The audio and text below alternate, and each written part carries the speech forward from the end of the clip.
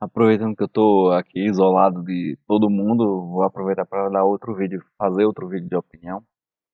E uma coisa que já me perguntaram e que às vezes eu mesmo fico me perguntando toda vez que eu assisto esse programa que eu citei no vídeo anterior sobre cotas e que às vezes me incomoda o programa em si, a forma como ele é construído e até mesmo o fato de que ele é importado, que é o grande debate.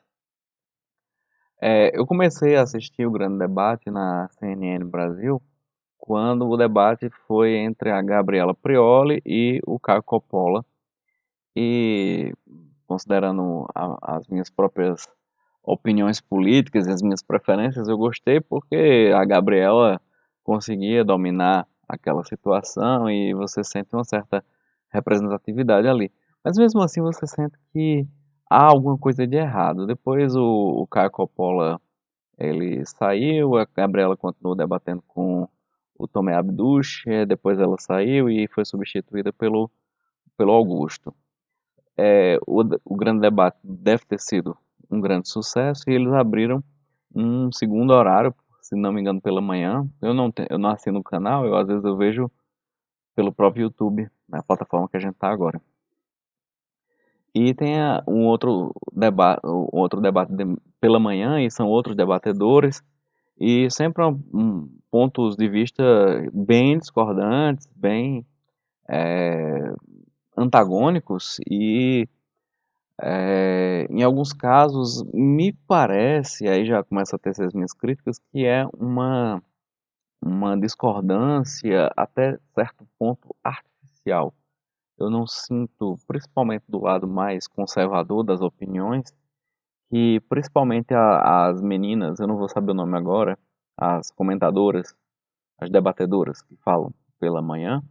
Eu acho que uma delas é a Gisele, a outra eu não lembro, eu vou botar aqui o nome dela depois. Às vezes eu sinto que ela não tem realmente essa opinião, mas ela foi contratada para dar opinião naquele campo de ideias, então ela vai dar opinião naquele campo de ideias. Basicamente, é essa sensação que eu tenho. Posso estar errado, claro que sim, pode ser que seja a opinião dela e tudo, mas a sensação que eu tenho é que às vezes é tão forçada a maneira de justificar a opinião que me dá uma impressão de que há algum esforço em manter, um esforço interno em manter aquela opinião. Então, vou falar sobre alguns aspectos aqui, para além dessa crítica que eu falei agora. O primeiro aspecto que eu acho complicado no grande debate é o fato de ser um formato importado. Os Estados Unidos têm aquela cultura de debate que é uma cultura até mais de embate. É, são, eles estão polarizados há mais tempo que nós, no Brasil, e a tendência desse tipo de debate, em que o objetivo, é uma tradição americana, até das universidades, existem competições de debates, quem ganhou o debate e tudo mais. Essa não é uma tradição nossa, não é uma tradição da cultura acadêmica, da cultura estudantil brasileira. Nós temos outros aspectos dentro da nossa cultura que são até mais interessantes do que a própria cultura desses debates, porque eles são mais numa visão de embate, né, de quem ganhou e quem perdeu, quem ganhou o debate. Inclusive, isso é muito visto nos debates de políticos durante a campanha. Quem ganhou o debate? Não, eu não sei quem ganhou o debate. Ganhar o debate, para mim, não faz muito sentido, porque, na verdade, o debate deveria ser entendido mais como uma construção de pontes e não uma elevação de muros. E é mais ou menos isso que acontece na CNN. É, você tem lá o Dr. Augusto à noite, que eu sinto que ele faz um esforço sempre para pontuar o positivo do Caio Coppola. Ah, nesse ponto eu concordo com você, Caio, mas até essa vírgula aqui, a partir desse ponto eu já discordo por isso, isso e isso. E mesmo quando o Caio teria alguma coisa a concordar com o Dr. Augusto, ele tende a pontuar menos, mas realmente eu lembrei que ele algumas vezes, assim, eu concordo com o senhor doutor e tal, e realmente, mas a tendência que eu vejo é mais de um embate de opiniões que são inconciliáveis, não, e a minha leitura, talvez eu esteja errado, mas a minha leitura é que essa dificuldade de conciliar essas opiniões tem mais relação com a noite, principalmente com o Caio. Ele é realmente polarizado. Em alguns casos eu fico até brincando, e aí é uma outra crítica que eu faço. Eu fico brincando em casa que ele é aquele aluno que pega o livro de matemática, aí vai no final do livro, pega a resposta. E a partir da resposta da questão, ele vai respondendo de trás para frente até refazer o enunciado. E é por quê? Porque como ele não consegue chegar na resposta certa, a partir do método de responder a questão, ele desenvolve um outro método e diz, não, a questão está errada, e reformula a questão. E muitas vezes é isso que acontece com o Caio. Então, eu estava gravando aqui, tocou o telefone, vou tentar retomar o meu raciocínio. Eu estava falando que o Caio, ele parece aquele aluno que pega a resposta atrás do livro e sai respondendo a questão de trás para frente. O que eu quero dizer com isso? Talvez isso seja até da forma de raciocinar e de argumentar no direito. No direito eu tenho um ponto a provar, um ponto a defender, então essa já é a minha conclusão. Eu quero que essa seja a ideia a ser passada. Então eu vou buscar na literatura, nos pontos de vista diferentes que eu encontre, argumentos que vão corroborar com a conclusão que eu quero. Isso é exatamente o contrário do que a gente pensa em método científico. No método científico eu tenho uma dúvida, eu não sei qual é a resposta, eu tenho uma interrogação, eu tenho um questionamento científico de algo que eu não sei responder, mas que eu tenho suspeitas. E aí, a partir dessas suspeitas, eu elaboro algumas hipóteses, tipo, que são respostas iniciais do que eu acho que deve ser aquilo. Vou fazer um experimento e testar se a minha hipótese está correta ou não. Ao identificar que ela não está correta, eu abandono.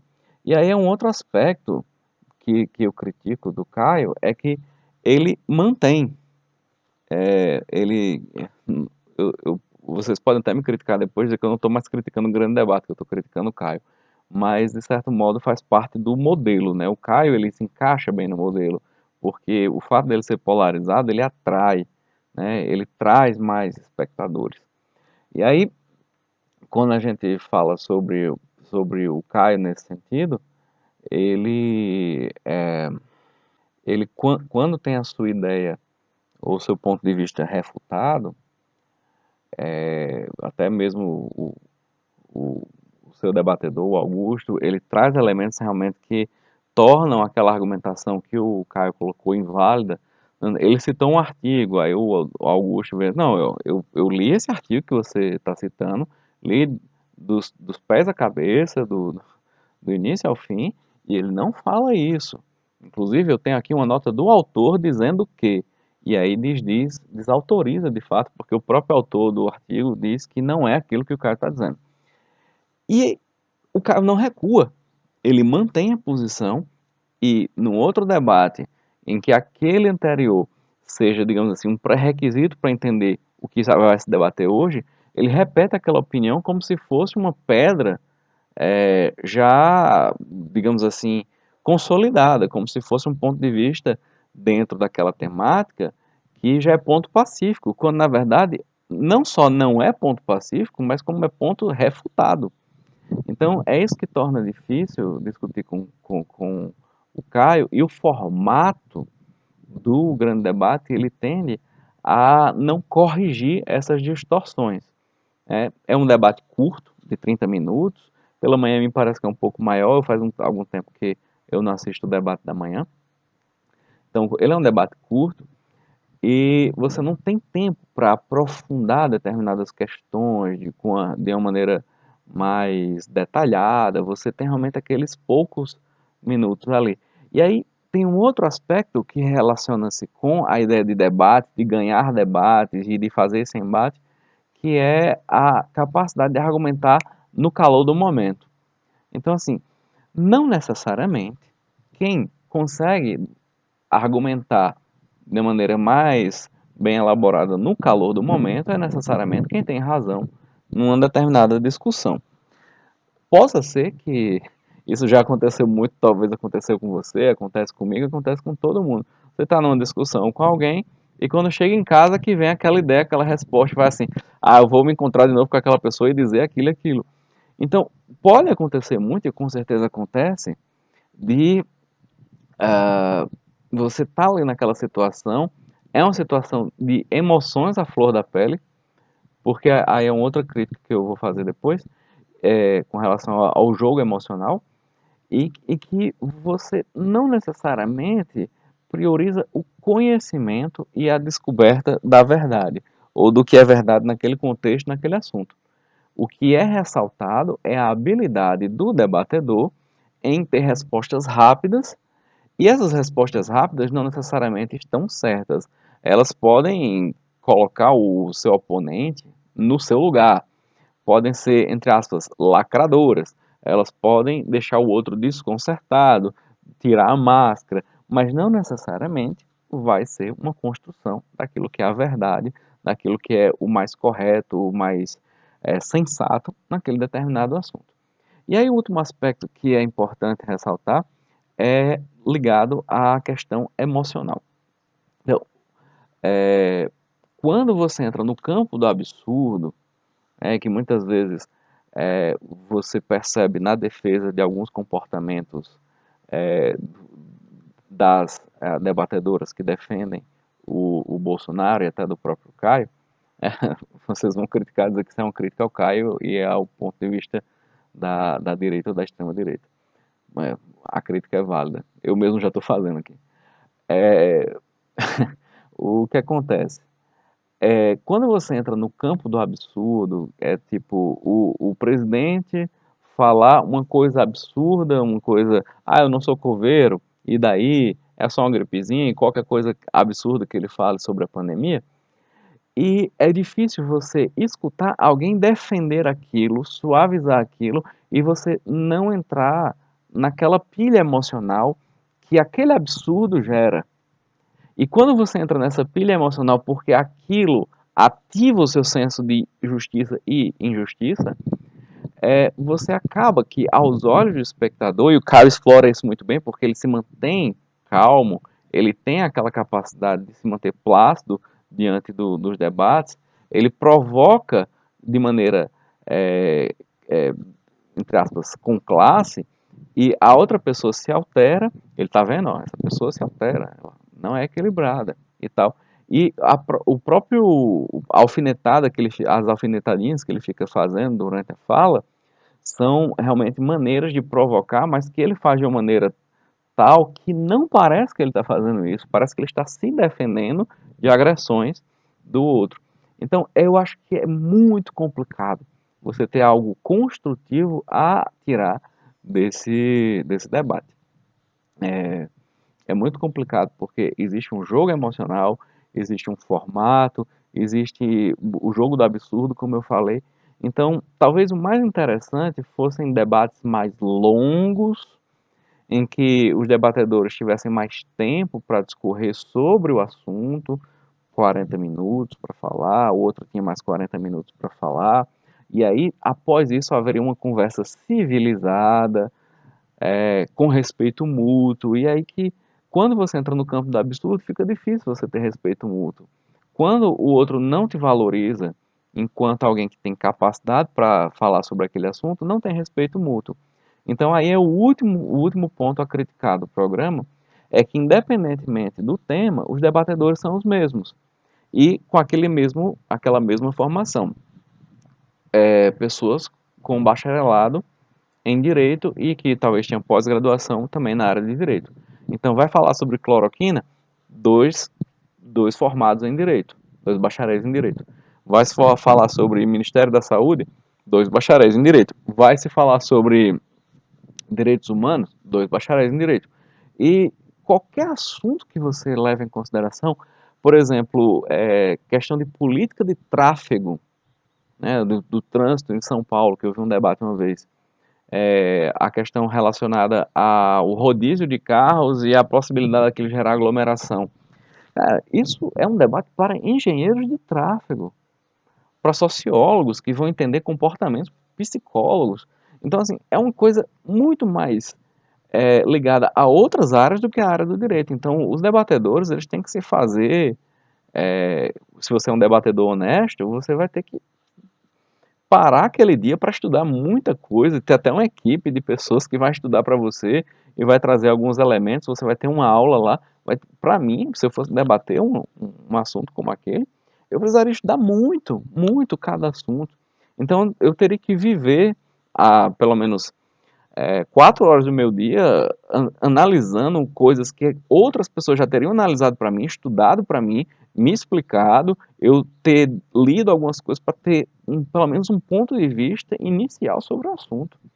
E ainda assim seria assim, ó, não sou especialista na área, mas o que eu estudei me diz isso. Né? Então, esse é um outro aspecto que leva realmente ao grande debate não ser um grande debate, é o fato de que você não tem pessoas que são especialistas na área daquilo que está se debatendo no dia. Então, não, você está discutindo método científico, não tem um cientista discutindo. Você está discutindo, eu não vou continuar fazendo essa sequência de listas, mas vocês já entenderam um ponto.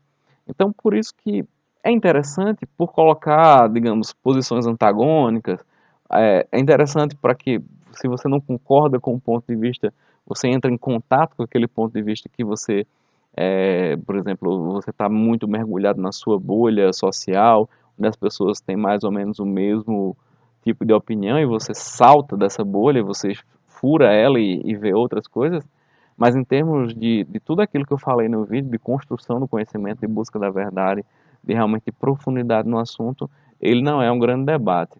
Ele é um grande embate, ele é uma grande briga, ele é uma grande discussão, ele é um grande barulho, mas como debate, ele é um debate muito pequenininho, para falar a verdade. Então essa é a minha opinião, não sei se vocês concordam com ela, se concordam ou não, deixa aqui o comentário para a gente fazer entre nós esse debate também. E não esquece de curtir se gostar e de dizer, botar o polegar para baixo se não gostar, porque também essa reação é importante. Até para eu saber que tem pessoas que discordam de mim, tá bom? Um abraço a todos e até o próximo vídeo. Tchau, tchau.